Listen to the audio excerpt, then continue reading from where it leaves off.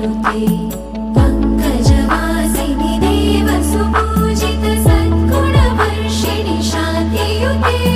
जय जय हे मधुसूदन कामिनि आदिलक्ष्मि जय पालय माम्